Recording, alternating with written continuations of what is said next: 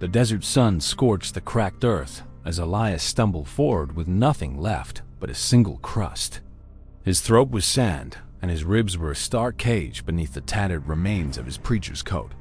3 years ago, he had buried his entire congregation after the Red Creek Raiders left no one alive. Since that day, he had wandered without prayer, believing God had turned his back on him forever. The bread in his pocket was the last morsel he possessed, saved for the moment death knocked. He had not eaten in 4 days, and the vultures circled overhead with a patience born of certainty. Then, cutting through the howl of the wind, he heard a sound that did not belong to nature. It was a flute, thin and reedy, playing a melody that spiraled upward like a hawk climbing thermals. Elias followed the sound, his legs trembling, his vision blurring with the shimmering heat of the midday sun. He found her sitting beneath a dead Joshua tree, a girl no older than 12 with a bone flute. Her eyes were clouded over with milky blindness, but her fingers danced over the holes with breathtaking precision. She stopped playing and tilted her head, sensing his presence through the labored rasp of his desperate breathing. She spoke first, asking if he carried bread, for she could smell the sourdough through his pocket. Elias gripped the last crust, his body screaming for him to shove it into his mouth immediately. But the melody still echoed in his skull, stirring a memory of hope he thought he had lost. He asked her what she offered in return, and she held up the bone flute with a smile. She would trade him a true song that could fill the emptiness bread could not touch. Without understanding why, Elias pulled out the crust and placed it gently into her outstretched and waiting palm. She ate it slowly, reverently, then raised the flute to her lips and began to play again. The first notes were soft, a lullaby that reminded him of his mother's voice before the fever took her. Then the melody deepened, becoming a lament that seemed to weep for every soul he had ever buried. Tears streamed down his dust-caked cheeks, and he did not try to stop them or hide his grief. The music climbed into his chest and unlocked a frozen knot of guilt he had carried since the massacre. He saw the faces of his wife, his son, and every family he had failed to protect from harm. But instead of the usual crushing shame, he felt a strange lightness, as if the notes carried forgiveness. He collapsed to his knees, sobbing without shame, the desert sand soaking up his tears like a sacrament. The girl kept playing, her blind eyes turned toward the sky as if she saw a vision he could not. When the final note faded, Elias felt something he had not felt in 3 years, a fragile peace. He opened his eyes and saw that the girl was pointing east, toward a narrow canyon between 2 mesas. She said the song had shown her a spring hidden there, a place where water never stopped flowing.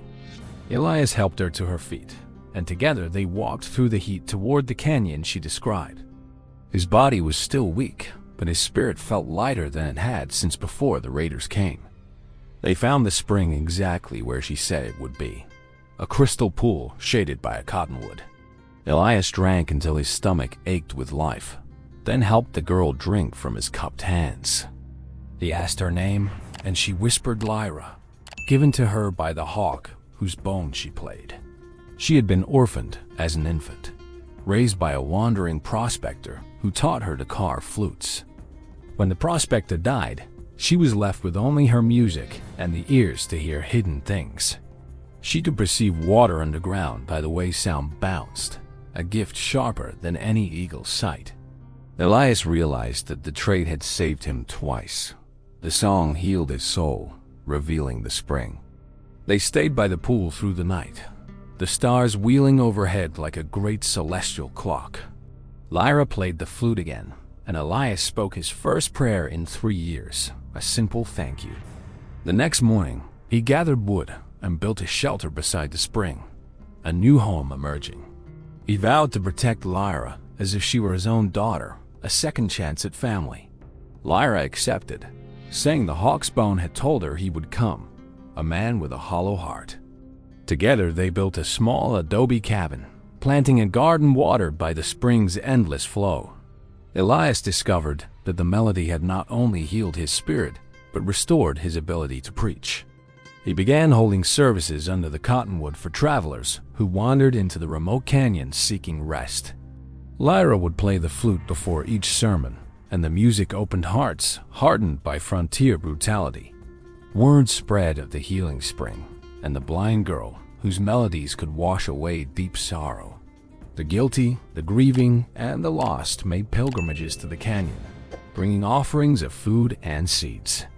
Elias never charged a coin, remembering his own desperate trade and the grace that had rescued him. Lyra grew into a young woman, her gift maturing so that her music could calm even the wildest. One day, a raider from the Red Creek gang, now old and broken, stumbled into the settlement. He was the man who had fired the first shot in the massacre of Elias's congregation years ago. The settlers wanted him hanged, but Elias looked at Lyra as she raised the flute to play. The melody was not of vengeance but of sorrow, and the old raider wept, confessing his crimes. Elias baptized the man in the spring, and the former killer spent his last years serving the community. The healing power of the flute became legend, proving that music could touch where violence could not reach.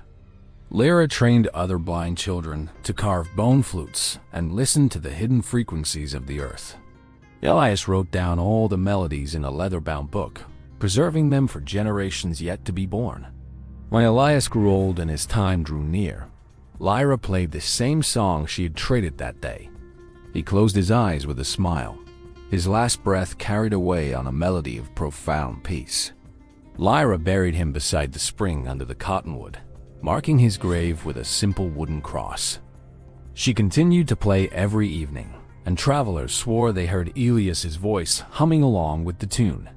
Lyra never married, calling the canyon and the spring her family, the music her eternal and beloved companion. She grew old and silver-haired, still playing the bone flute that had bought a loaf of bread. On her final day, a white hawk landed on the dead Joshua tree, watching her with ancient eyes.